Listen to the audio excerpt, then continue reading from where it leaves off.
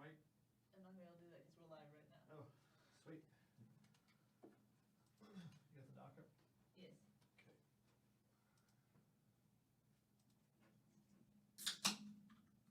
Mute the Skype if you can. Yeah. It is muted. Okay.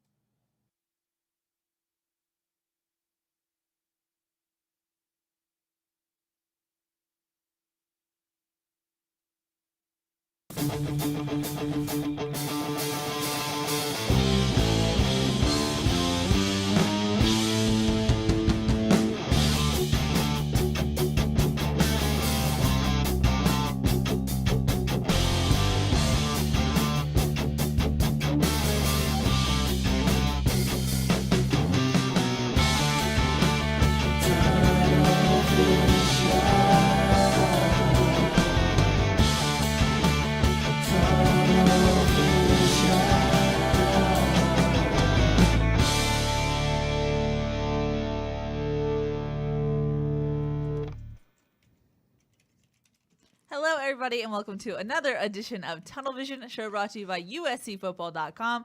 I'm your host, Keely Eure, joined by Shotgun Spratling and Ryan Abraham. I guess I got to start with this. Shotty Sprat, you made an announcement today, a sad announcement. Tell the people. Sad announcement. Tell Well, the people your status. I figured that Drake London was leaving, so why am I going to stay around anymore?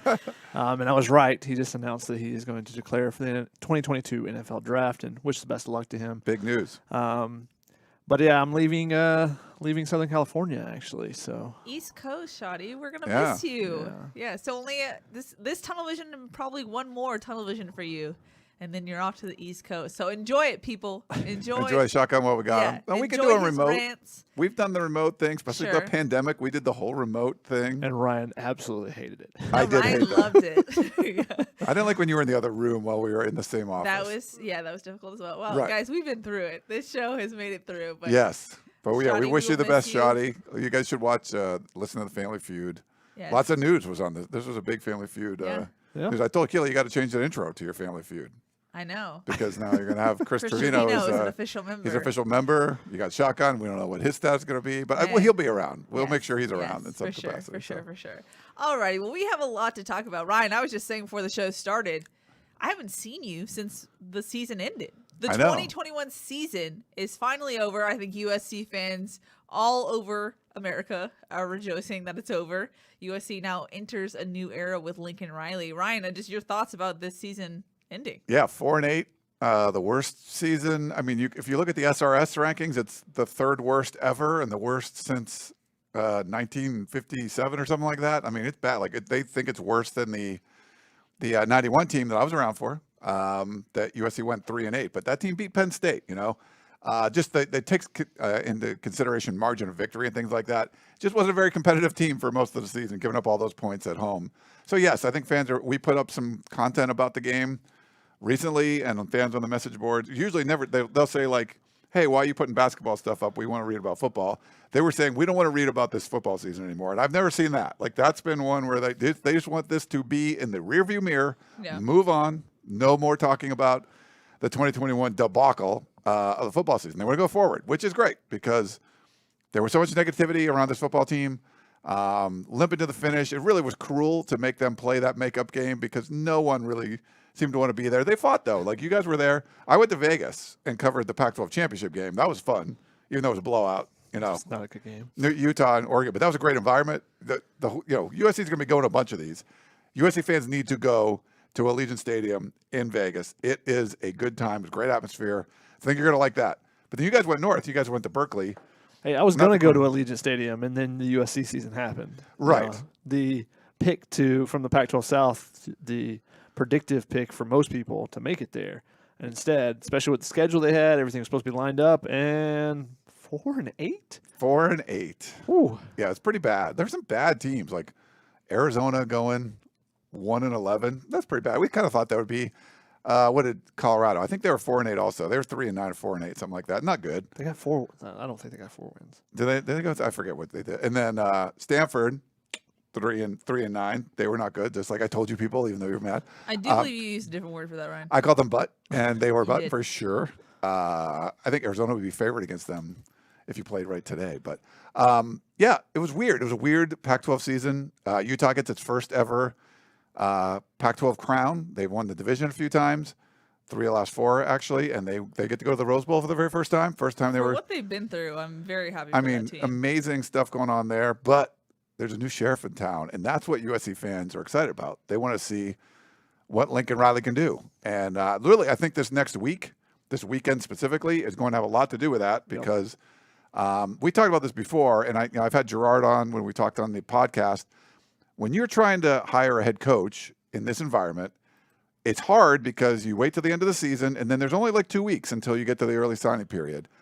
The best thing USC could have done outside of like hiring someone in October, like if you hired Bob Stoops and he could start recruiting right away, if you're going to get someone that was an actual head coach right now, you had to wait till the end of the season. The best guy you could have got, I think, would be Lincoln Riley. His season ended just at the right time. For not just because he's a great young head coach, but also because he's recruited this area so well, had a whole bunch of commits already. So he comes in kind of guns blazing as far as recruiting goes, and it at least gives you the best chance to not just salvage the 2022 recruiting class, but to make something that's actually, top 15 class, top 20 class, top 10 class, something like that. If he can do that, I think, because there's going to be roster turnover, we're starting to see it. That's going to be a huge portion of it because you're going to hit the transfer portal hard for sure. There's guys going to leave, guys are going to come in. But if you can get like a good base of the 2022 class, I don't think Oregon's going to be able to do that as much. I think a lot of their class is probably going to fall apart. They don't have a head coach yet. You're seeing when these late transitions happen, it's tough to save that class. USC did the best they possibly could do, with a great hire, obviously, but he's also someone that could help save the class. Yeah, and we'll see, can USC poach some players from Oregon? They had the Jalil Lincoln duo, Jalil Florence and Jalil Tucker came up and visited USC, or it was the other way around. They went down to visit those two in San Diego Lincoln. I believe they're trying to get them up for a visit this weekend as well. 2 defensive backs, trying to take those guys from Oregon. Still trying to talk to T-Mac, Teteroa McMillan from Servite, Oregon commit.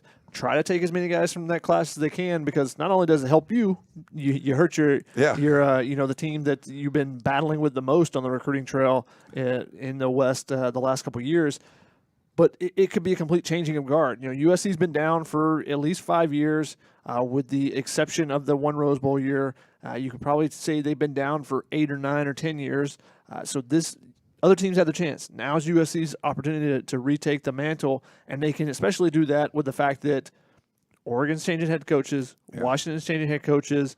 There's still that uncertainty at Arizona State, I feel like. Utah's the one team that's kind of consistent right now, and, hey, you have to battle them out, but it's wide open otherwise. So I think it's going to be very interesting to see what they can do on the recruiting trail, and it'll be unique because we'll get a full ranking now. 24/7 unveiled some new features on the site, which is not only we're going to have the high school recruiting class rankings, but there is now going to be a total class rankings that will include transfers. So, it's a new world now. Yeah. As far as recruiting with the transfer portal and everything the last couple of years. So now 24/7 has reacted to that and created we've already had transfer rankings previously, but now we'll have class rankings that include the transfers and stuff. So we'll see, because USC may try to sign 14, 15 guys, high school guys, and then try to go to the portal and get some other guys. Yeah.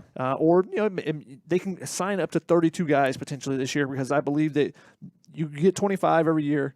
This year, the NCAA is allowing an extra 7, up to 7, 1-for-1s. So if you lose a transfer, you can bring an extra one in. So I think USC will end up losing 7 transfers. They've already, I think it was 3 so far. Plus you got a couple of draft guys, so they're already getting really close. So they could sign up to 32.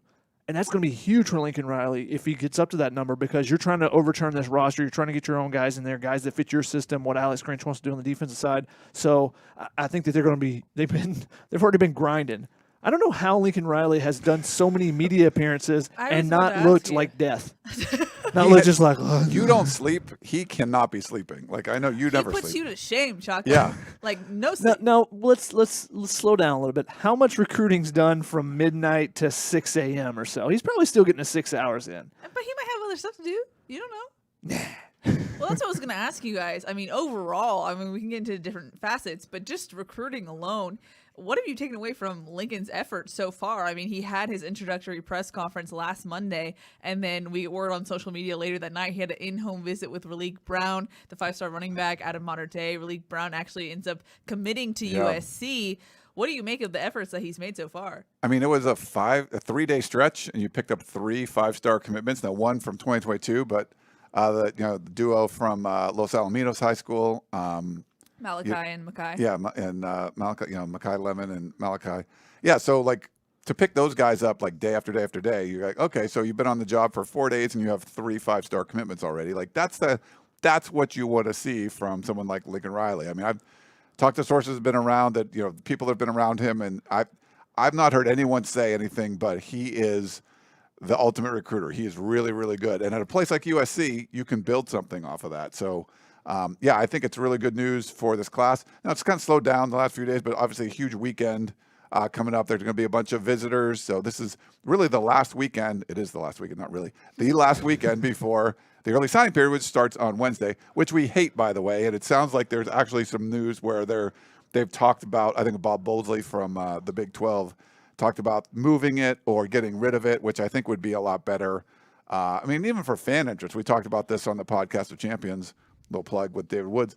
I mean, fans would get into the February signing period, and it's really hard. Well, like your team's preparing for a bowl game, or you're finding a head coach, and like, do you care as much about the recruiting class as much? So it just seems like they've shoehorned it into a really bad time.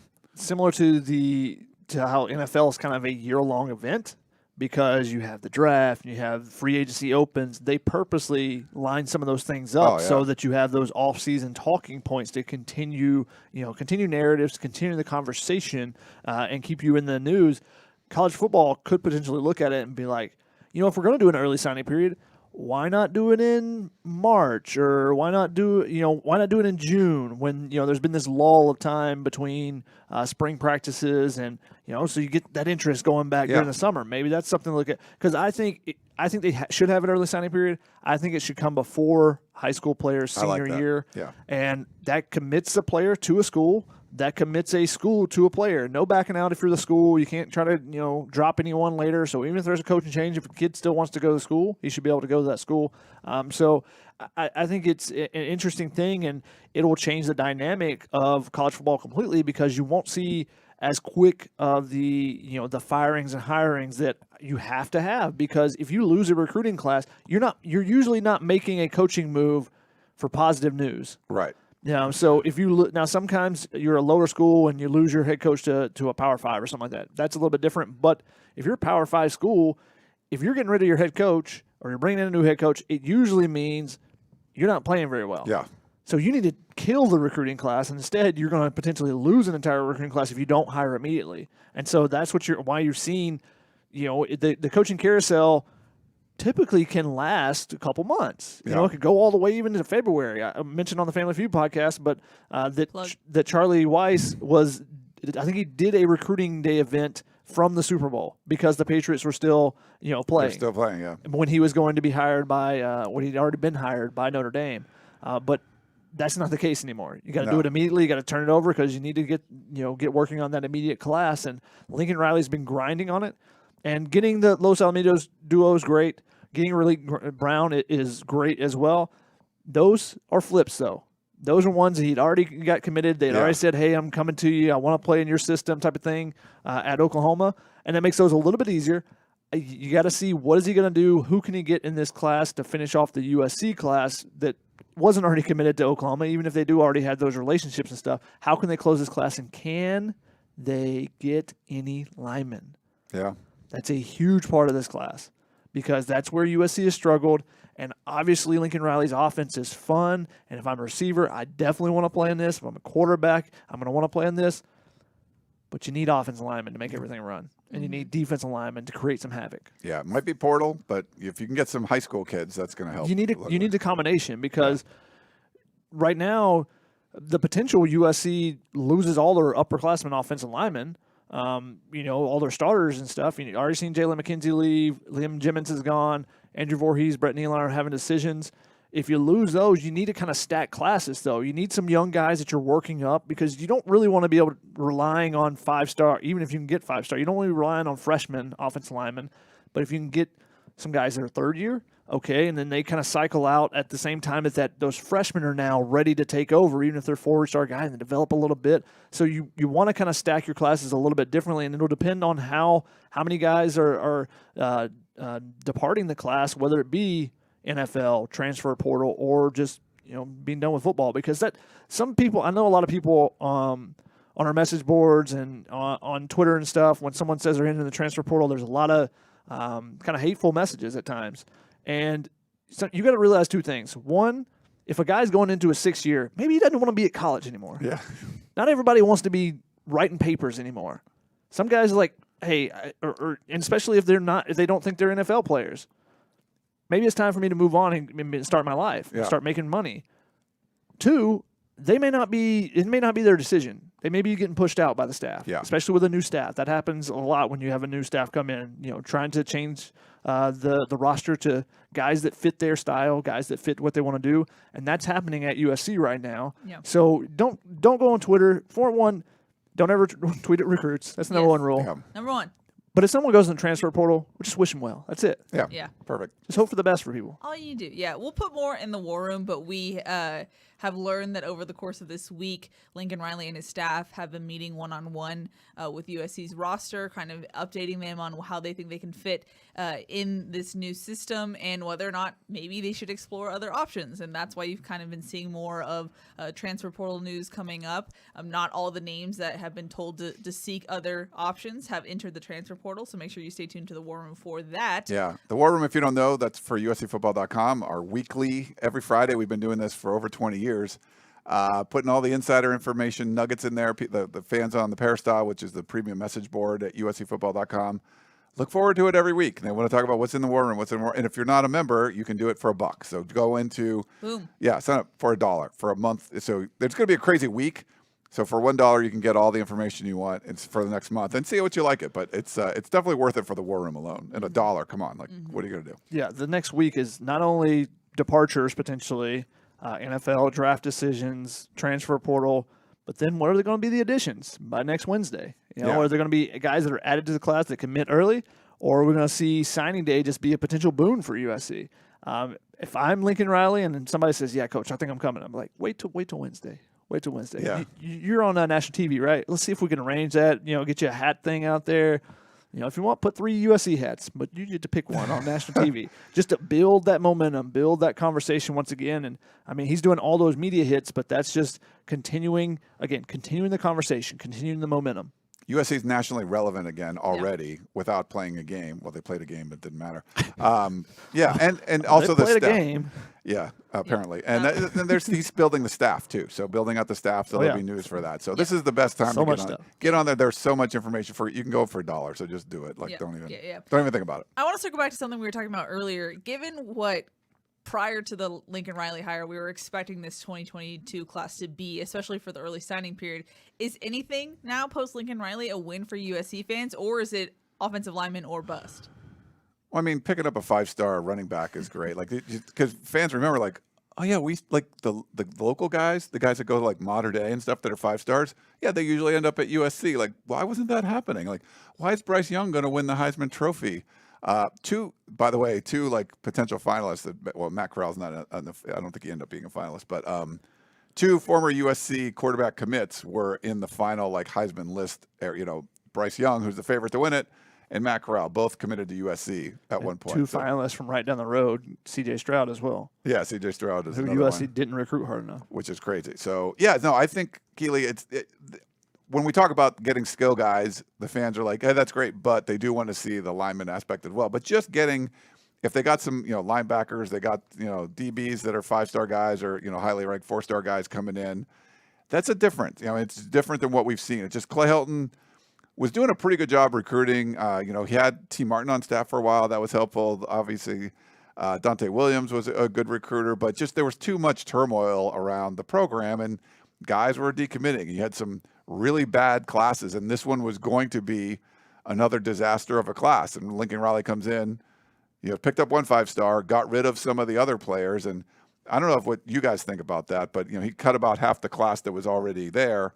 I mean, what that tells me is you just don't want to bring in bodies. And like in this era of the transfer portal, you would rather not bring in someone that's going to stick around for 4 or 5 years if you don't think they can play. And that's going to be their evaluation if they don't think they can play or not. And the previous staff did, or that was the best they could get. If you don't think they can play, you'd rather get rid of them.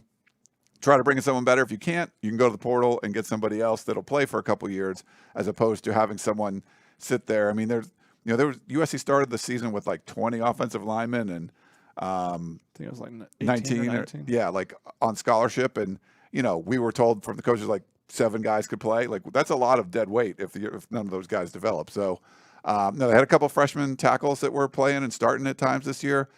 But there's a lot of guys that just haven't been contributors that have dropped off on the offensive line. And I think it seems like Lincoln Riley's going to try to avoid that. Rather not bring someone in that you have to kind of carry for 4 years that won't contribute. If you need to, just go to the portal and try to get somebody else. And he's proven that he can do that. He's done a good job with that too. Some great transfers, win Heismans and stuff. That helps, Definitely helps. Yeah. Shadi, your thoughts?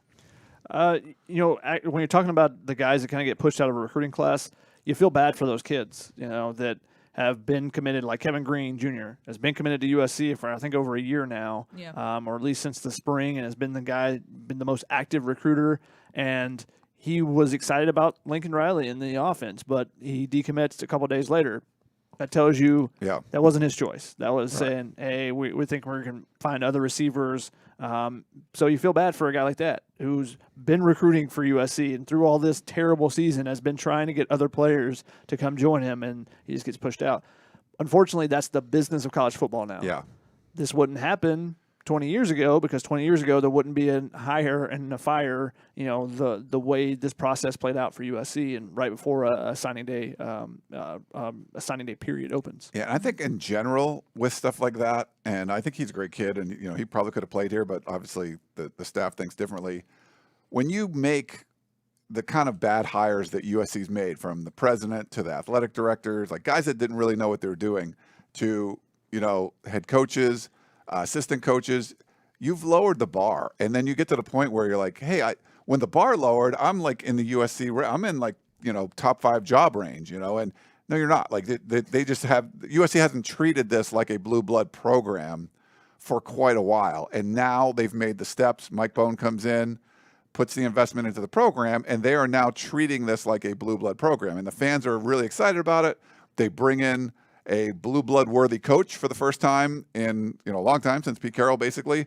And so now this is what you have, and it's going to change the game. So stuff that used to fly isn't going to fly anymore, and it's going to take some getting used to. There's going to be staff, coaches, whatever, like that's changing, and it's not their fault. Like they were doing a good job for what they were doing. I think there's a lot of great assistant coaches that were on Clay Helton's staff, the guys that I liked, but you were part of that culture, and it doesn't seem like there's going to be a lot of holdover, going forward. It's just because you've raised the bar back up again, and now the game changes where you're like, oh, that guy was pretty good. Well, Lincoln Riley's not going to try to hire someone that's pretty good. He's going to try to hire the best of that position, and we haven't seen USC do that for quite a while. Mm-hmm. Now, speaking of coaching movement, the only official announcement we've gotten is from defensive line coach Vic So'oto, who pinned a letter saying goodbye. So he moves on. We've also heard reports about Clay McGuire, USC's offensive line coach, moving to Washington State. That hasn't been confirmed. His Twitter bio still says that he's USC's offensive line coach, but it sounds like behind the scenes he does have another opportunity lined up. He got picked up to go to the airport by a Washington State alum. So I'm going to say that. Hey, you never know if it's cousin. I don't know. Yeah. You never know. He gone. Speculating. Yeah, okay, yes. But I'm just saying, officially, that's where we stand. I know a lot of people want to know what is the status with Dante Williams. Gentlemen, what do you believe is going to happen with him? Yeah, I think, did you put I have a question up there, I think. If you want, yes, I can do that if you want as to put well. that up, just, for Sure. fan interaction. Yes. Yeah, I mean, I think when we originally were talking about this, it was like, he's a no-brainer. Like, you want to keep him, should be a priority. Now, I've said on the record, many times, you hire an alpha head coach and you let him do whatever the hell he wants. You like, if he wants to fire everyone, if he wants to keep everyone, you've hired him to do a job. He's good. Let him do what he wants. The more that's gone on, and just the way the season's sort of deteriorated, and you bring in a guy that's like an ace Southern California recruiter in Lincoln Riley anyway, it seemed like, okay, well then this might not happen. And just reading the tea leaves, it's my guess now is that no one is going to be retained from the current staff. And like I said, there's a lot of guys on the staff that I like, but just the way things went, it seems like Lincoln Riley's going to want to come in and really start fresh. This is a rebuild. He thinks he can do it fairly quickly, and I kind of agree that this can happen just because it's not the SEC. You're in the Pac-12, and I know Utah's good, but he can come in and do some great things. And if you catch a couple breaks, you can win the Pac-12 in year one. It might take till a year or two, but I feel like he needs to start fresh and keeping guys held over from the Clay Helton era. I don't think that's going to happen. You feel guys like Robert Steiner comes in from Notre Dame. He gets his first head strength and conditioning job. We don't really it's hard to evaluate that stuff. We talk about it all the time. He's followed Clay Helton. He's going to be at Georgia Southern now. So they tweeted that out today. So guys will get jobs some places, but if you find them going to a lot of these assistants, if they end up at places like Georgia Southern, you're like, why was this guy the head coach at USC if he's now the head coach at Georgia Southern? It was just because USC, like I said, USC lowered the bar. So my gut is, Keely, long answer, because that's what we do here. I think the whole staff is going to be let go at some point eventually, and then Lincoln Riley just brings in all of his guys. I don't know if you guys feel differently, but Shoddy? I mean, that's what we've heard the most probably right now. There's no names that are floating out there like, ooh, this is a guy that they'd like to keep or anything like that.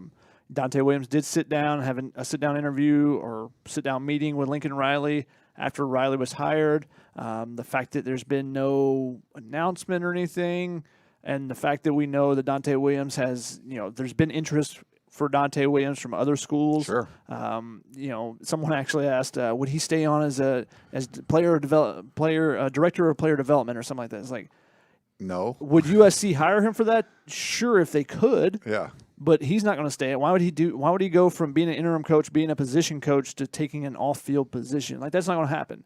So, if someone offers him a defensive coordinator title or something like that, then he may go somewhere else, and USC won't actually have to fire him. So that'll be interesting to see how that kind of plays out, because there's contracts involved too. If he goes somewhere else, then I think no one has to pay anything. I don't think a lot of assistant coaches have buyouts where they have to pay any money to leave. So, USC maybe that's why we haven't heard many announcements. USC's waiting to see if other people get jobs, even though they've let them know we're not going to be retaining you. Yeah.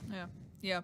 Now, as far as the timing with early signing period, are you expecting Lincoln Riley to have his full staff together by the 15th next week, or do they roll into the early signing period with some positions not fully staffed? Yeah, I think so. Gerard Martinez did a piece with Lincoln Riley had dinner with the Brown family, and so that's a premium article. Another thing you can go, up there and read. But they said that there was a mix, and there's still support staff people from USC there. So I think it's going to be a mix of the assistant coaches that Lincoln Riley has brought in to be recruiters, and also the USC's existing recruiting support staff. So I think that's what they're going to go with now. We might get a hire or two. Maybe over the weekend, maybe before the signing period, but I don't think the staff is going to be fully put together. I think they're focused a lot on, there's guys that are going to be around, he's been working on, maybe they don't have contracts yet. And then you go forward with trying to sign all the guys first. And then I think in the coming weeks after that, we'll find out who the whole staff is. I don't expect it to be done by Wednesday. Well, USC's not announcing any of the hires yet. So we know Grinch is going to be there. We know, the Simmons is going to be there. Yeah. Those guys have been on campus and everything. But besides that, Roy Manning, the DB's coach, he's been involved with recruiting guys. Tulsa's offensive line coach, Zach Hansen, his wife, Annie Hansen, who was the director of recruiting at Oklahoma, those were both on campus for the recruiting event that USC had. So there's some things being worked out behind the scenes as far as the contracts, the background checks, all that stuff that takes a little bit of time. They're probably working, but just not not signed or whatever. So they have about a little bit over half the staff, or around half the staff, kind of filled right now, but getting everything kind of finalized, that's not going to happen necessarily this week, but those guys are already working for USC. So filling out the rest of the staff, the quicker the better, obviously. Now, once you pass early signing period, then there's kind of a little bit of a lull where, it doesn't matter if you immediately sign the people in the next week or whatever, you get that hire. But there's a lot of stuff to work on during that time. You're still going to have recruiting stuff. You're still going to have, you have the All-American Bowls and stuff like that, and there's guys that are going to be announcing at the All-American Bowl, so you got to try to close those. But there's also just getting to work on all the organizational stuff you got to do at USC. All right, where's our recruiting boards? Where's this? Where's that? Where do we see this person? What can we get them to work on? When winter workouts start, what do we need these guys to? Do we need them to go up, weight, down? All those organizational things have to be figured out too. So the quicker you can get all your guys in, the full staff, the better, because it just gives you more bodies, more minds, more guys to work through all that. Yeah, and as teams drop off, they play their bowls too. There's more assistants that, if there's an assistant who wants to go True. through the Good bowl point. game, there's more of that too. So it's not necessarily like you have to have the whole staff together now. If it's guys coming over from Oklahoma, that makes sense. But if you're getting someone, if you're going to go hire like a Notre Dame assistant, he's got a big bowl game getting ready, then, you might want to wait till after that's over. Mm-hmm. I didn't say this at the top, but y'all know the drill. Put your questions, comments, concerns wherever you're watching. I'm trying to watch them here, and we'll put them up on the we're screen. putting them up as well. So We got a lot of please people do. watching live. Hit the like buttons. I know. Thank you so much for. Subscribe. This Thank is you so crazy. much. It's like a Wednesday show. We don't even do our Wednesday. All these I know. people watching. It's So crazy. the excitement. People are excited about USC football again. It's crazy. That's a good thing. I also have a suspicion that some people are hate watching, maybe from the state of Oklahoma. Not sure, but We I can had that see it. early on. Do you think Yeah. that's still happening? I see some of it in the comments. Mystery is doing it. Yeah. Mystery? Mystery, yeah. Oh, Mr. E. Oh, It's a got it. mystery, guys. Oh, Got it. okay. Got it. Now, I know we're not transfer portal experts, and I don't know how you could be because there's so many names in the portal, but how, I guess, quote unquote, fertile is the portal right now? And do new doors open because you have a guy like Lincoln Riley coming from Oklahoma where you can kind of attract more people? Yeah, it's pretty fertile. A lot of commercials were terrible, right? But the Dr. Pepper ones, the transfer portal ones is actually kind of funny. It's like, Rico's time is now, and he jumps into the transfer portal. Like, you're seeing a lot of that stuff happening in the transfer portal. And, USC had some guys in there. There's, some veteran guys that probably weren't going to be, have a huge role on the team going forward. It's sort of like clearing out some of that. I mean, we've seen coaches do a tremendous amount of this. But, when a big name comes in, I think LSU had a top wide receiver or something, or I can't remember what it was. The top tight end. Top tight end, like going to the portal and like, he might go to Arkansas. Oh. There's destinations where like people, and if you look at 24/7 Sports, like, crystal ball where guys are going to go and stuff like that. So yeah, it's when you see like you follow some of the national recruiting people, and then they'll post, this guy's in the transfer portal. You're like, a left tackle, yeah, USC could use a left tackle. So yeah, you sort of just like it's holiday season, right? Like a little Christmas time, you're looking for like those presents under the tree, and Lincoln Riley's adept at finding those guys, and it's not easy. USC sort of missed out on a lot of the offensive line window when they didn't have an offensive line coach during like the heated season, like during the holidays. I think they're going to be on top of that stuff now. So they'll be recruiting the high school players well, but they're definitely going to be monitoring that transfer portal. Correction. I thought you were referring to, their quarterback, I believe it was Max Johnson, went into the portal, LSU's did. And then his younger brother is the number one tight end in the nation. He decommitted from LSU. I thought that's what you were referencing. Okay. No. No, Arkansas did get a wide receiver from Oklahoma, though. Okay. Jade Hazelwood, yes. who is the former number one wide receiver in his class. There's another wide receiver from Oklahoma in there, and there's been discussions about the potential of Marvin Mims going in there. And you look at Hazelwood, you said USC could use a big-bodied receiver, but he ends up at Arkansas. So we'll see that. Last year, every time we looked and saw, someone from Texas is in the portal, we're like, yeah, USC, he ends up at USC. Let's see if he goes to USC. Now you see Oklahoma, and you're like, let's see if he goes to USC. And then some of the in the local kids that have left the area, are any of them going to come back? So that's something we're keeping our eyes on as well. Keely, you asked how spicy it was. I'm going to put it at about a Fresno chili right now. Oh, okay. I don't Where's know that what on means. the Scoville scale? Yeah, where is Scoville that? scale, is that right? The I don't Scoville? dabble in correct. spice. Scoville scale. Oh, I pretty don't good. dabble in spice. I don't. Yeah, the transfer portal stuff is definitely interesting because there's but there's reasons people go into the portal, and sometimes it's the player, sometimes it's the coach. When you have a situation like USC had last year, where you had several coaches that were familiar with the state of Texas, the recruits in the state of Texas, and the actual program, the University of Texas, 2 coaches coming from there, Todd Orlando, Craig Nivar, they can vouch for those players because they've been in the locker room. If that's a cancer in the locker room, they're not going to bring him to the new school. Yep. So, and this is going to be the same sort of situation where obviously Lincoln Riley's vetted the players that are on the Oklahoma roster because he recruited them and he put them there, and their staff knows them. So if they get a player, it kind of gives you an extra boost, right? Like if you get a player from Oklahoma, you know he's not going to be a problem, because if he was, you would have left him on there. You're like, okay, I recruited you. It was a mistake. I'm going to leave you there. But so there, you kind of have an advantage when you get a coach from another program, a big time program that has recruits, and USC used that well. I mean, Keely Eure was, could be one of the MVPs of the team if outside of Drake London. So I think you'll see some of that from the Oklahoma side. Anyone they get, at least they're going to be vetted. Otherwise, in the transfer portal, you're like, oh, he's a great left tackle. Well, he might have been a problem at the university he was. So there's a reason to go in, and there's different reasons that players go in. Yeah, I've talked with multiple coaches in various sports that have said usually they're in the portal for reasons. Yeah. Now in football, that can be the position coach left, the head coach left. There's always the potential of I'm homesick, but that's what determines who mines the portal the best. Is you have to find that out. Yeah. Why is this guy in there? You got to find out from the high school coach, the 7-on-7 coach, or AAU coach in basketball. You got to find out why is he in there. There's family problems going on. He needs to be closer to home. Whatever it may be, you got to find out the reason. Or is it he wasn't doing any grades and he wasn't going to any classes and they said, we're sitting you on the sideline, so he got mad. Whatever it may be, you got to figure out the exact reason why a person is going into the portal, and then you can decide, is that someone we want to take?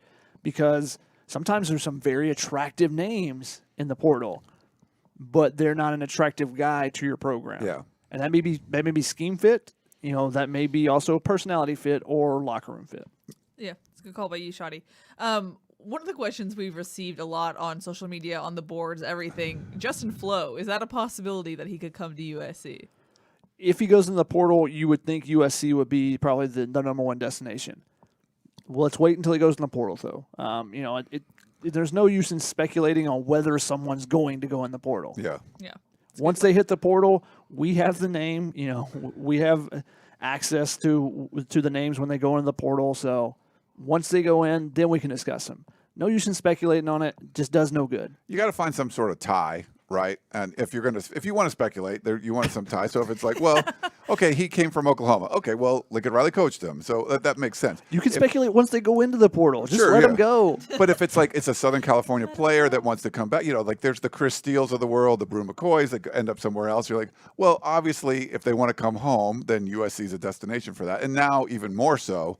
So yeah, if there's players that are from the area, whatever, things like that, then you can guess. But we don't know. Like Shotgun said, he's not in the portal yet. Mm-hmm. A couple more things from me until we dive into questions. First off, I feel like we should give Drake London his due. Right before the show started, he declared for the draft. Not a surprise there, but the things he was able to do in 8 games this season, we wish we could have covered him for 12. But what were your thoughts? Because you guys have seen many USC receivers. Where does Drake London rank? Yeah, we actually were on a different call before this talking about, is he the greatest? He's up there for sure. I mean, the body, what he's able to do.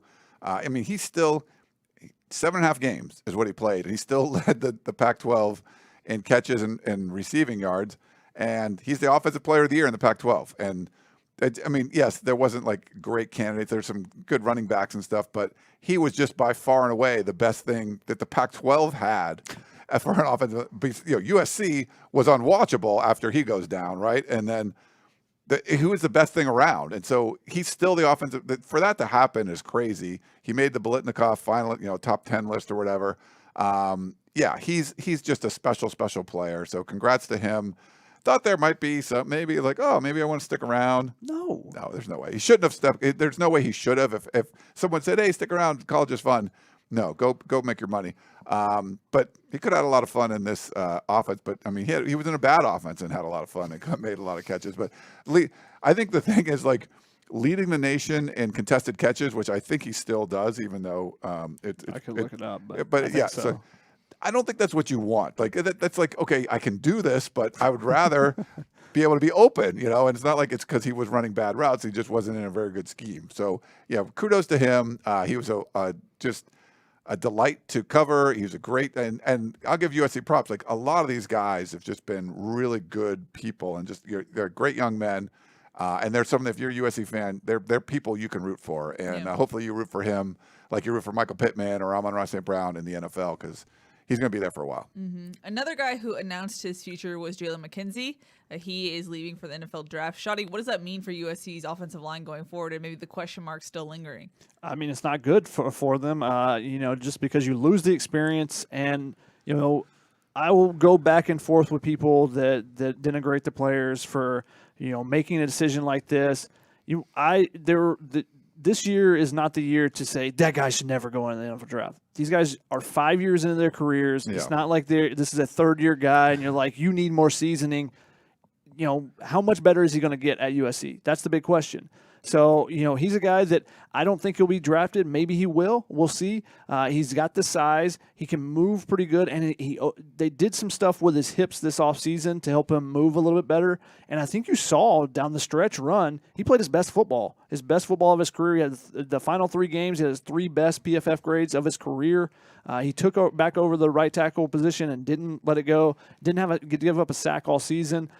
So I think that he's got some things he can still improve on. But, I think he's got a chance to go, and especially with the connections of his father being an NFL executive, he'll get a shot. And now he's got to make the most of it and go from there. But he's a guy that was anchoring the right side for him. He and Liam Jimmons, the right side's gone now. And if Andrew Voorhees goes and Brett Nealon goes, you've got Justin Dedich and 2 redshirt freshmen that got benched. That's the only players on the team that have any experience, any notable experience. So then, if we go worst case scenario that those 2 guys also decide to leave USC, then you're looking at Mason Murphy. You're looking at maybe you get a freshman to come in, a Devin Campbell or Josh Connerly, and can play right away. You're looking at some of those options, and there's no experience at all. So that's the biggest thing when you lose Jalen McKenzie is that he's played over 2,000 snaps of football at USC. So that's a lot. There's not a lot of guys that can give you that type of experience that you can pull from the portal. Usually if you're playing 2,000 snaps, you're not leaving your school. So maybe they can go in the portal and get somebody, but that's the big area is that guys with experience already and experience in this style of offense and know, when you got to hold your block for a long time, when you can get away with, trying to just throw a guy out of the way because it's going to be a quick pass. So we'll see what they can do to replace him, whether it be in the recruiting class or in the transfer portal class. Mm-hmm. Now, when it comes to USC's future offensive line coach, there's a lot of smoke around Bill Bedenbaugh. He hasn't announced, nothing's happened there. Does that give you pause about whether that is going to happen? And if it doesn't, should USC fans be panicked, or given the history that USC had, with Clay Helton, the Rolodex, as people like to say, or since it's Lincoln Riley, hey, maybe calm the panic a little bit if he does not come? Yeah, I think a lot of USC fans didn't even know who he was, and then they were told he's like the best offensive line coach in the country, or one of them. Like, oh, gotta get him, and like, oh, we're not gonna get him. Oh, crap, no, it's okay. Like, I mean, Lincoln Riley hired him, kept him on staff, and he's someone that I think will be targeted for sure. Will that end up happening? Oklahoma moved fairly quickly, and gets a big name, to run the program on a defensive guy. So how is this going to work out? I mean, I think we'll have to kind of wait and see, but this isn't a limited Rolodex where you're like, oh man, that was the one coach you could get and otherwise USC screwed. Like, no, I don't think that's going to be a concern. I still think that there's a chance USC ends up with Bedenbaugh. Obviously not as confident in it as I was a week ago, but the question for me is Brent Venables is a defensive guy. Lincoln Riley runs the offense. So Bedenbaugh had a co-offensive coordinator title. Who's calling the plays at Oklahoma next year? If it's not Bedenbaugh, does he say, what the heck? I was already co-OC. I should be getting that. I think there's some pause there to, if he will stay, are you going to give him the co-OC title and just in name? That could be a possibility. And can USC lure him over? But if they don't, just like you said, it's a very attractive job right now. 2 years ago, 3 years ago, USC was not an attractive job for assistants. Now, you could look at it and be like, I can still win with that talent. I can show what I can do. But you go, is the coach going to be fired? And that's the staff that's on there. Like, I think Vic Soto did a really good job. I think Dante Williams, when he was working with the corners, did a really good job. But you look at it and you go, new guy comes in. And that's the gamble they had to take a job. And Vic Soto being a guy from a kid from Oceanside, he took that gamble. Unfortunately for him, he's going to go somewhere else now because they're not retaining him. But, that's the thing. I think it's much more attractive now of a position because they're investing in Lincoln Riley. They know that he got a bunch of money for assistants too, so there's potential of getting a pay raise for whoever you are, whatever the offensive line coach is out there. So I think there will definitely be some big name targets for USC if Beatonbaugh ends up not being the guy. Alrighty, let's jump into some questions. It's almost the top of the hour, which is crazy. Whoa, how did that Lots happen? to talk about, even though we're technically in the off season right now. Even though it doesn't feel like the off season, still things are roaring in that sense. Let's get a question from David, who said, "Any idea on a strength and conditioning coach?" Which we believe has already been installed, correct? Yeah, the answer is Benny Wiley. He's already come over with with Lincoln Riley to USC, so he will be the director of football performance, I believe is the title they've given him. But because of that, Robert Steiner knew that he was out of a job. So I actually talked to him after the game and wished him luck and everything to see, because obviously they'd already brought in their guy, so he knew he wasn't going to be the guy. He was just not around long. I never got to talk to him. Like, I never talked to Robert Steiner once. It's weird. It's unfortunate. That's another guy. The guy is like, you come in for 1 year. Yeah. You try to prove yourself as much as you can during the offseason, but strength and conditioning is as much about building culture as anything else, as well as getting the guys stronger. But so how well did he do?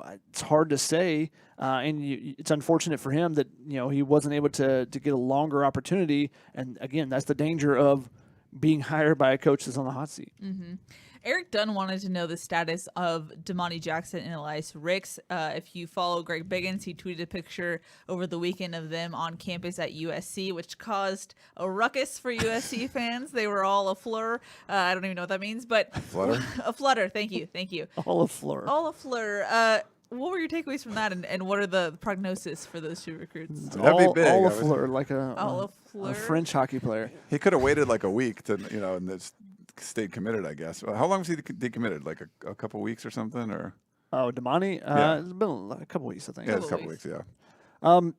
Yeah. Huge news for USC if they can potentially get both of those guys, because Chris Dill, we assume, is going to leave USC. Isaac Taylor-Stewart told me he's 50-50 after the game. So as he come back, if they're not there, you're going to see what you saw to begin that Cal game. Freshman Prophet Brown, true freshman, and true freshman Kalen Bullock. Now there's a couple other guys in between there that were banged up, but there's no experience again at that position. So if you can bring in Elias Ricks, obviously has a ton of experience, and Damani Jackson, bringing him back in the class, big time 5-star, number 1 cornerback in the country. So 2 huge recruits at a position of need for USC right now. I like it. We had an interesting question from Coley, who said, with the arrival of Riley, what Pac-12 foe does this affect the most? So I think there's a couple different levels here. One, and this sort of, with Mario Cristobal leaving, I mean, Oregon for sure, just as far as recruiting goes, because no one was recruiting Southern California better than Oregon. And obviously, Lincoln Riley comes in. I almost said Mike Riley. Lincoln Riley comes in. Every time I see Coach Riley on the board, that's the first thing that comes to my mind. Yeah, Mike Riley. because Mike Riley's been around for a long time. Yeah, it's going to impact the way Oregon recruits. Now, that was if Mario Cristobal stayed there. He's gone, and now they got to see who you're gonna hire there. Whoever it is, it's going to be that pipeline from Southern California 5-star recruits to Eugene is going to be choked. The flow is going to be much less. But I would say overall, it's probably going to be UCLA that built some momentum. You had 3 losing seasons with Chip Kelly, 8-4 this season. Now, he doesn't recruit at that level, but now that they're winning, would he try to recruit some of the local 4- and 5-star talent? He just hasn't done that. He's done a lot of like our kind of guys thing. Really upset UCLA fans. They want to see UCLA compete for recruits like Jim Mora did, and to a certain extent, Rick Neuheisel. You want to see that happening, and they weren't. But that's going to be, UCLA was able to get 2 wins over in the 4 years of Chip Kelly over Clay Helton teams, the first year and the last year. It's going to make that a lot more difficult. And for UCLA, they haven't been to Rose Bowl forever and all that stuff, for won a Rose Bowl a really long time. But beating USC is like kind of makes the season for a lot of the Bruins fans sometimes. It's going to be a lot harder to do that, I think, with Lincoln Riley, who's bringing in a lot of talent. So I think overall, like, Arizona State's going to be impacted. Utah's going to keep their guys and do the same thing. But I think UCLA, like team-wise, just be in the same city. And then Oregon, as far as like their lifeblood has been recruiting Southern California, that's going to be a lot harder.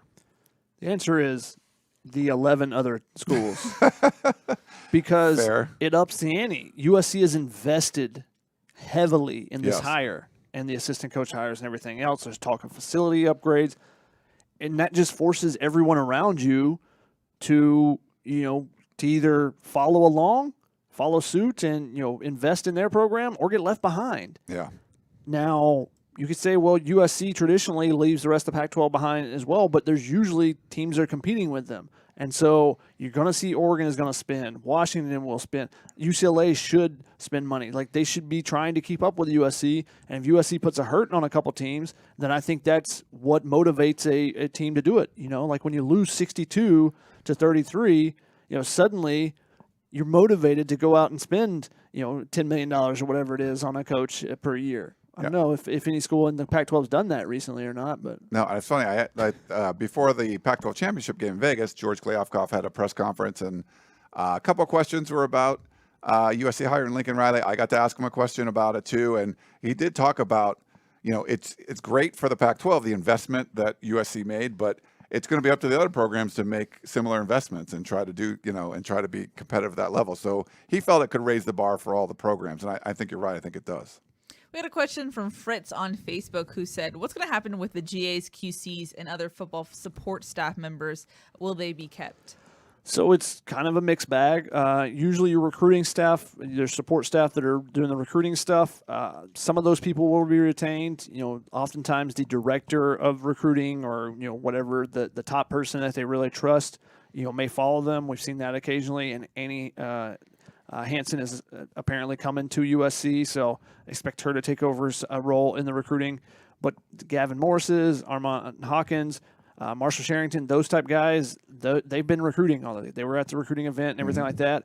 Now your QAs, your analysts, your GAs, all that becomes a little bit more murky. The analysts, particularly, usually those guys are gone. The GAs, the student assistants, those often are kept on, but it just kind of depends if someone has someone in mind already, if there's a family member, that can sometimes happen. Someone like Taylor Mays, you would expect them to want to keep. Why not keep an All-American on staff? But you just never know until it kind of all shakes out. Yeah. Mm-hmm. We had a question on Facebook from Alan who said, Pac-12 Commissioner Kliavkoff says our conference will move to 8 games if the Big Ten does the same. Why do we care about what other conferences do? So I wouldn't put it that way. I mean, there's the alliance now, but when we talked to Kliavkoff on Friday before the championship game, I mean, he's trying to maximize the opportunity for playoff appearances. And if they change the selection scenario, if you want to get the highest ranked highest ranked team to win the conference, or you don't want a division winner to win that's got a whole bunch of losses, you're going to change. They're going to change the structure. So they will get rid of divisions if they have to do that. They will go down to 8 conference games. And he had some aggressive stuff to say about scheduling, where he doesn't think you should schedule games 10 years out and stuff. You should be able to rotate things. We saw during the pandemic, games happen in hours, and so I wouldn't say he's trying to follow the Big Ten. They're in an alliance with the Big Ten. It wouldn't make sense to go to 8 if the Big Ten wasn't doing it, but they're going to be in lockstep because they're going to try to do what's best to allow the conference to be successful at the top. Larry Scott was parity, everyone the same. George Kliavkoff knows we want our best teams to be able to do well, and if someone comes from the bottom and becomes the best team, Utah's going to the first Rose Bowl. That's great, but we're not going to inhibit the blue blood programs in the conference because we're trying to make Oregon State and Washington State as competitive as possible. They know they have to make a conference, these conference championship games to go to the college football playoff. So I think that's where the focus is.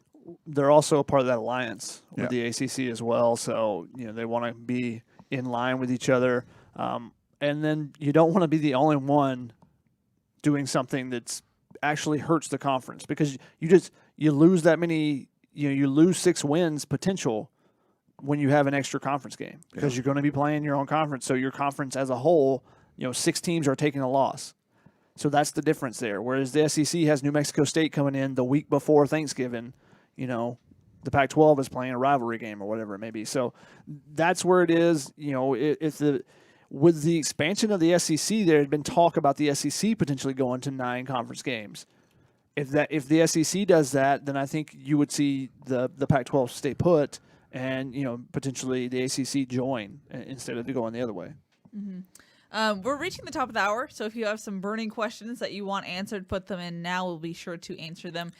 Speaking of burning questions, we have gotten so many questions about Caleb Williams and his. This is actually different. Different. Yeah, sorry, he's foot quarterback. But we have gotten a ton of questions about Caleb Williams and could he transfer to USC? Sure, he could. Why don't we just wait until he enters the transfer portal? Other than Shotgun, Ryan, do you think? Do you want to know what happens if he transfers in? What happens? Every other quarterback on the roster is gone. Yeah. And people are going to say, well, they don't want to compete. Why am I going to try to compete with a guy that I know is already going to win the job? I'm going to go somewhere else and compete where I think I actually have a chance to win the job, because if Lincoln Riley is bringing his quarterback with him who already has experience in his system that just beat out an older player in his system, that's who he's going to pick. Yeah. There's not going to be any battle. So Jackson Dart and Miller Moss will both transfer. USC will have one scholarship quarterback on the roster unless they can get a freshman may come in to follow behind him because he's not in that same class. But otherwise, you're going to lose all the quarterbacks that are the scholarship quarterbacks on the roster. Yeah, you probably have to bring multiple transfers if you bring them in. But that and then, again, and then who's the second transfer that's going to want to come in? Why am I going to transfer somewhere to go sit behind Caleb Williams? Yeah, I think if he goes into the portal, it's going to be. I mean, I think you bring in Brent Venables. It's a big name, and something is like, okay, this is worth looking at. Like, this is one of the top defensive minds in college football. He's going to be running the program. Now, the quarterback that can give you some pause. Devin Brown was the quarterback commit for USC. Was very close to Graham Harrell. You bring in a great offensive mind like Lincoln Riley, but it wasn't really fitting what Devin Brown wanted to do. So that wasn't a match. You have to see if this is going to be a match for Caleb Williams. He might have some time to kind of think things over and go into the portal. And if he does, maybe he ends up at USC. Maybe he ends up somewhere else. But he's not in the portal yet, so I think this is something. It probably won't happen until early next year if he goes in at all. But we'll probably get more information about it going forward. I mean, if USC, if Lincoln Riley, Caleb Williams calls him up and says, "Hey, coach, I'm thinking about this." I'm just saying it's a dangerous gamut. Caleb Williams, extremely talented, but what if he gets injured? You could be down. You're going to be down to either a freshman or a walk-on, probably. So maybe you get an experienced guy like Mo Hassan, who's going to come in and is expected to be a backup, but that's pretty rare. So I think it's a dangerous gambit if he does end up coming to USC. Yeah, it's tough. There's a lot of programs that have like two guys on scholarship, and you'd rather not if you don't have. Yeah. Speaking of quarterbacks who could enter the portal, what about Ohio State's Quinn? I always botch this because I want to say my last name. Yours? How do you say it? Yeah. Yours, I think. Yeah. I know he was a kid that comes out. What was he out of Texas and has like big NIL deal? Yep. So I'm in Elite 11. He reclassified actually, which is very rare in football. We've had a couple questions about that with Mekhi Lemon and Malachi Nelson as well, which I do not believe that will happen. No, I Again, very rare. It happens a lot more in basketball just because of where the season is placed, and sometimes in baseball, but very rare for it to happen in football because you have to basically skip a whole year, which JT Daniels did. But it is something that doesn't happen very often. And I think that when you're looking at that, I lost my whole train of thought here. Go. Oh, with the Quinn. Quinn Ewers. Yeah, he reclassified, went to Ohio State, makes a bunch of money on the NIL, takes a couple of snaps, I think. But it was interesting that he would even do that because C.J. Stroud looked like he was going to be from the spring game and everything else, looked like he was going to be the guy, looked like he was pretty talented.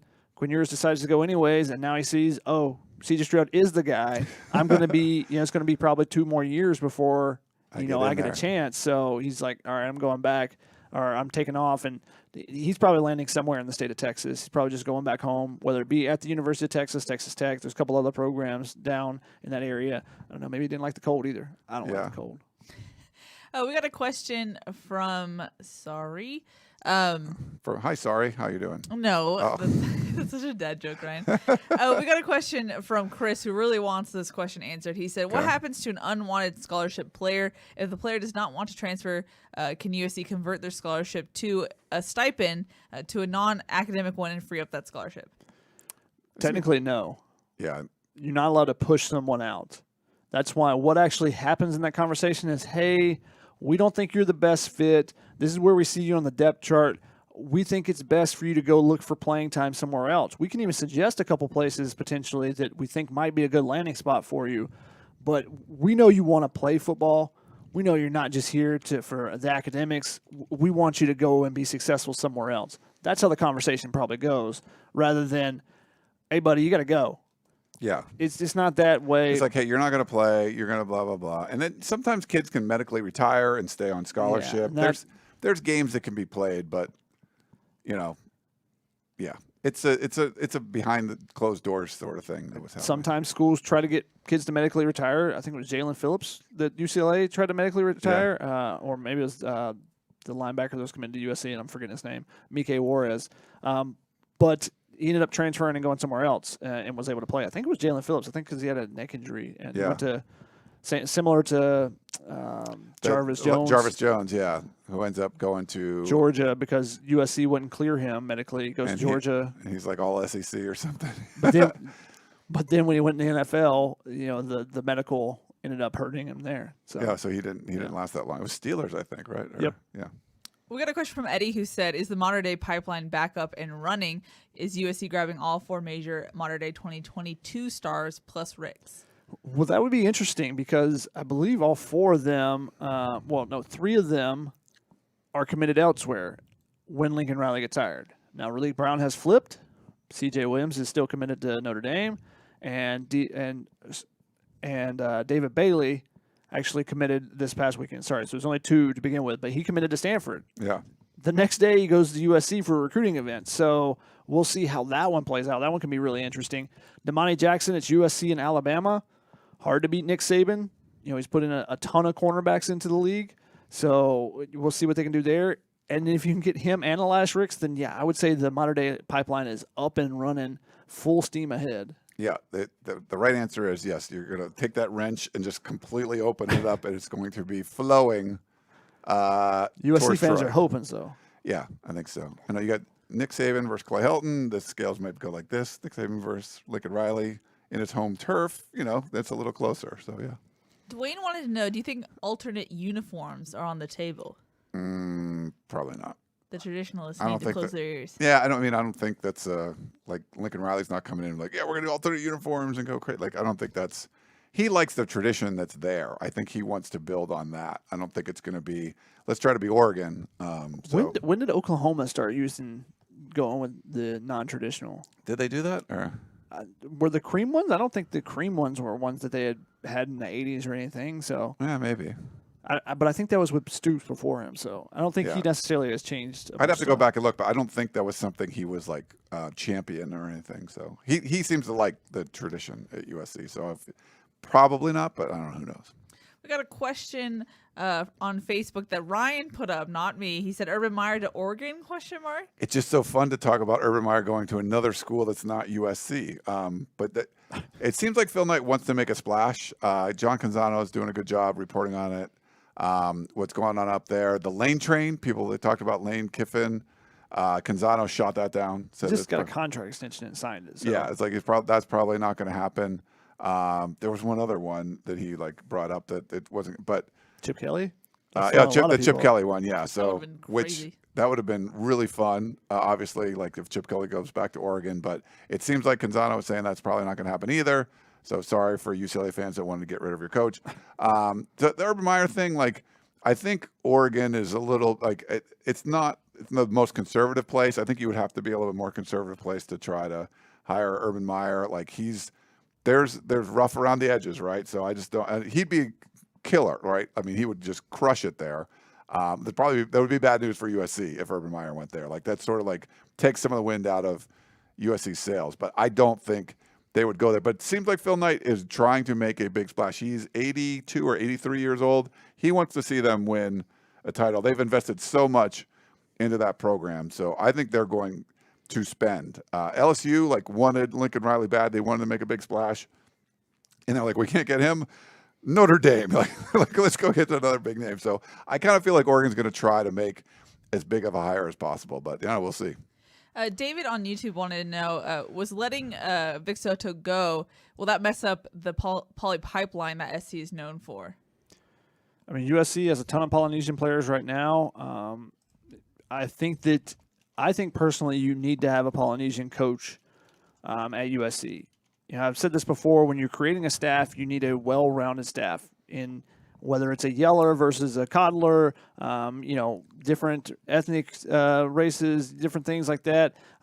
Even if different height, might as well just mix it up. You can't have all like offensive line guys. You can't have all like 6'5", 300-pound coaches. You need some small guys too. But you need like the fiery guy. You need the guy that's going to Yeah. put his arm around a player. But I think you also You're the guy that's going to scare the crap out of you if he's Yeah. walking by your locker like, oh, he's here. I better. But I think you also my tie. need to be able to connect background-wise. And the Polynesian culture, the background is huge there. Culture is huge in that community. So I think you need that because of the heritage that USC has with Polynesian players. So I think you would like to have a Polynesian coach on staff if you're a USC. Ryan? I think I don't think it's necessary. I mean, they're probably going to have support staff people. There's going to be players. I think there's a good community, at USC already for like Polynesian players. It's great. There's a lot of people, but you do want some of that representation too. Someone that's actually on the staff. I get that, but I think if you didn't have one, just for whatever reason, I think the community is pretty strong already, so they could probably get by. But I mean, ideally, yeah, it'd be nice to have. Yeah, at and I least thought one. defensive line was a spot where that could be, but apparently not. Yeah. We got a question from Sergio on Facebook who said, what are you guys most excited for with this new coaching staff? Fan interest. Like for our jobs, it's been really, Crimea River, like whatever, you cover football for a living, but like it's when we would write a story about USC got a visit from this guy, and then everything we hear is like, well, it doesn't matter because Clay Helton's the head coach, and you put a lot of work into stuff. Shaka and Keely do film study. We'll write 4,000 word war rooms, and there just wasn't the same kind of interest that there is right now. I mean, like if you just look at the show, like our YouTube page, we have over 1,000 people watching live just on YouTube alone, and that's great. Like we're doing this for you guys. We love it. We enjoy what we're doing, but there just wasn't the kind of fan interest, and people became very apathetic late in the Clay Helton era. And you start to wonder, like, is USC football as big of a deal as it was? Maybe it wasn't. And I never believed it wasn't, but it's reassuring, and you kind of get validated. You're like, okay, all they had to do was like hire somebody good, like just someone that was good at their job, and the fans would come back because they knew that USC was hiring cheap. They weren't hiring good people, and they were doing it for the wrong reasons. And now they've brought someone in for the right reason because he's a good coach and he's going to win. And so I think that's what the fans wanted to see, and that's why they're coming back in droves. So yeah, fan interest, 100% is what I'm most excited for. Mm-hmm. Offensive creativity. Yeah, that's cool too. Especially in the last, since 2014, I think is when I started charting every play. So Crazy. I've got a lot of data on stuff, but there just hasn't been necessarily that creativity. So watching every play and seeing, a lot of the same stuff, and you see how it works, how it doesn't. And then going and doing some research on Lincoln Riley and watching some of the breakdowns of his stuff and be like, ooh, that's different. That's different. When you hear Urban Meyer, when he was on the Fox show, saying he's doing stuff I've never seen before. And Joel Klatt saying the same thing. Joel Klatt, I think, called him one of the most creative offensive mind that he's seen in his time. Yeah. So I'm looking forward to seeing what kind of new wrinkles, how does he make adjustments during games, all those type of things. I'm looking forward to seeing that from Lincoln Riley. Should be fun. We got a question from Markel who said, will USC be able to flip CJ Williams? It's a possibility, especially with the hire of Brian Kelly at LSU. You would think that weakens his commitment a little bit at least. Now, they kept Tommy Reese. They've kept most of the staff on, so that's going to make it a little bit tougher, and he's said he's still committed to Notre Dame, but he's been at USC a couple of times already now for recruiting events.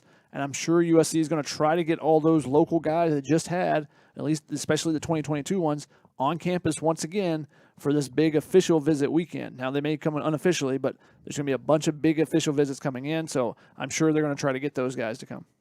3802er said, at the Riley presser, he mentioned facilities upgrade. Is there anything in the pipeline to get a football-specific gym/locker upgrade similar to UGA or Alabama?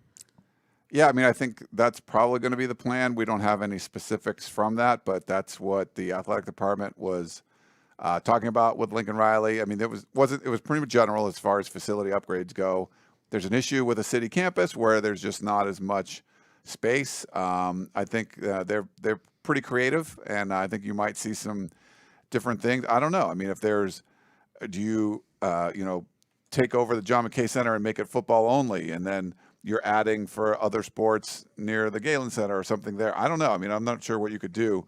They might have some options, but I think they're going to, you never thought the University Village would happen. Like that was, that was crazy. Like that was this huge undertaking of what went on. Is it going to be something like that where you're okay, we're going to take over another city block and just do things? I don't know, but we'll see. There's been some promises made. It seems like Lincoln Riley's thinking long term, so I wouldn't expect anything soon, but it'll be interesting to see over the next year or so if we get some plans and like, here's what we're going to do. Mm-hmm. Ryan, what do you miss most from the old University Village? I mean, the 3-2 market was pretty awesome. If the old school USC people, when I was in school, they had like this old dusty bathtub full of like $4 booze that was just, there was like, Back in my day. it was pretty awful. And we could buy cases of Natty Light, I think for like $8.99 or something. So it was pretty bad. Yeah. Wow. Like they called it, it was a 3-2 market. They call it like third world market or whatever back when we were in school. But there was a Wendy's over there I used to go sometimes. The Wendy's for Frosties. Wendy's for Burger Frosties King. was good. The burger, I don't know if that was in that area. There was a Carl's Jr. on campus. I think it was like the busiest. Yeah, the Carl's Jr. was, I think, the busiest Carl's Jr. like in the country, like the one that was on the USC campus where they The rebuilt. Panda Express is apparently the highest grossing Panda Express in the United Is States. it really? Yeah, Apparently. that place crushes it. I There. know. Like, yeah. It's crazy. Crazy talk indeed. We had a question. Speaking of restaurants, Andrew wanted to know what restaurants is Ryan recommending to Lincoln Riley? Oh, I have it. I have to. Yeah, I forgot to talk to him about that. Just so gotta we'll see. slide in with I don't your know where he's South gonna. Bay It depends where he lives. recommendation. If he's kind of a private guy. He's probably going to be PV. He's probably Palos Verdes. So I'll have to come. I don't know that area as well. But if he wants to do Manhattan Beach and he's going to come in there, I'll That's a bring Ryan some- Abraham's specialty Yeah, right that's there. Yeah, for sure. Ula Ula wanted to know, Ryan, how do you rate Brian Kelly's fake Southern accent? That was pretty awful. Yeah, like that whole thing is bizarre. Like it's never easy. Like these are like breakups, right? Like when it is a breakup essentially. You have a coach leave one blue blood for another. It like never happens, and it happened twice in 2 days. I think if the Lincoln Riley thing happened about as clean as you could do, like breakups are always going to be a little bit messy, but the Brian Kelly one was there was just so many weird things that were happening with that one. And then him talking about family, and they used the promo video that they had already shot at Notre Dame. And USC got like, family. that was just so weird, And there's some weird stuff like USC, like they made that Saturday Night Live skit or whatever. Like some of that stuff's funny, but this was just like, that just felt weird. I don't know. Like, Yeah. we'll see. Weird. We'll see how it works I don't out. know if you guys saw the Rich Eisen was going to have Lincoln Riley on, and they started talking about what if he comes on and he's got a California accent, like he's like the Californians on the Saturday Night Like, Live. oh my God. It's probably. I took the 405 to get here, and I was like, I was stuck Wilshire on was so 101. backed up. Yeah. Yeah. If Lincoln Riley comes on talking like That that would be about awesome. recruits, Yeah. You take the 10 to the 4. I tried to get a 4-star. Oh my goodness! Wow, that's an iconic moment on Tunnel Vision. We have a question from Trojan who said, "I want to know. I thought he was talking about Brandon Sosno was going to be here to answer our questions. I really want to know how high did we swing? So." If you didn't miss it, if you missed our post either on the Peristyle or I put it in the subscription feed, we had to move that. Brandon is obviously very busy during this time frame. They're trying to put together new staff and everything like that, so he needed to reschedule on Sunday. We're still trying to get that figured out when we're going to have him on the show. We will have him on the show, though, so stay tuned for that. We'll either post Twitter or the subscription feed or on Peristyle to make sure you guys know when that will be happening. But that is the plan going forward. And apologies again that we couldn't get him on Sunday, even though we had promised to. So we'll be sure to get him in the studio soon. Yeah, he's great. Like with us, obviously really crazy busy and stuff right now. The fact that he would come on with us, and it's great. So we appreciate Brandon. He was, Mike Bowen called him the architect of this search. So we want to see a lot of thank yous in the chat when Brandon comes on. Thank you for hiring him.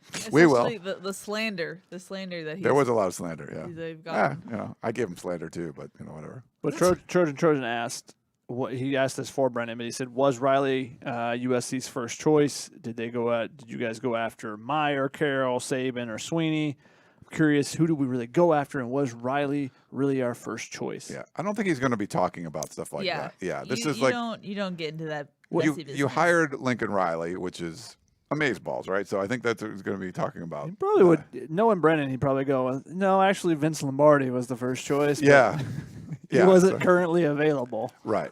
It's like the reception speech at your wedding. You're not going to talk about your exes or like people you have had Yeah, exactly, entanglements like, with. It's just you're going to oh be my like, we God. married this person. That's what we're talking Yeah, about. like you know? reunited with the prom queen after 10 years, Yeah. but then she cheated on me. But now I'm with her. It's great. Yeah, you know, it's like yeah, you don't do that. Like, You yeah, don't so- do that. No. So don't set your expectations I don't accordingly. know. That sounds like a fun wedding.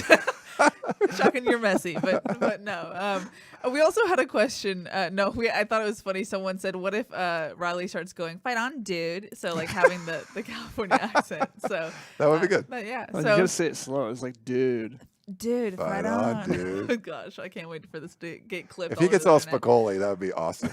Yeah. Alrighty, gentlemen. Any final thoughts before we wrap this show up? Shotty, it's one of your last. We had people coming in and be like, What's happening to Shotgun? He's moving to the East Coast, and we will miss him dearly. He still contribute, but he'll be doing so from the East Coast. Final thoughts, gentlemen, before we wrap this one up. Julie on Facebook says the bathtub of hangovers at the 3-2 market. Yeah, that was. I didn't know it was called the bathtub of hangovers, but I'm Wow. glad she remembered that. Thanks, Wow. Julie. Yeah. Look at that. Yeah, people are like, ooh, the 3-2 market in the chat. So you brought up some memories for people, Ryan. There was like, there'd be like 20 people in that liquor store and like 40 cockroaches. It was just like the ratio was like, was Oh my whatever. goodness. Fine ratio. Yeah, Okay. it was good. 1 to 2. Sure. No, we appreciate, like, again, the fan interest is amazing. Like, it invigorated us to do our jobs, and like that's what we all try to do. We just want to try to bring you the most objective, the best Trojan news, the insider stuff, all this stuff, and great shows, podcasts, all that, and we love doing it. And it's way better when you guys are as interested as you are. So thank you for doing that, and we'll keep going. I mean, just check the site this weekend, uscfootball.com. There's going to be a ton of stuff going on with the recruiting, visits, hiring coaches, and all that. And a basketball game. And a basketball game. Is it a home basketball game? Yes. Oh, On 9-0, Sunday. Shotty. Do you want a minute? Sure. USC's 9-0. There's defeated Eastern Kentucky. They didn't play great, but Isaiah Mobley was fantastic. They were plus 29 when he was on the court. They were negative 17, I think, when he was off the court. He was amazing, and that was the difference. And he's really stepping into his own, which is really fun to see because he's a former 5-star, kind of, has suffered his injury right before his freshman year. His baby brother was there last year. So, he was getting all the accolades. Now he's the center of attention, and I think he's really blossoming right now. So really fun to see. And he's one of about 5 or 6 guys that have improved their game so much since last year that it's really fun to see just improvement.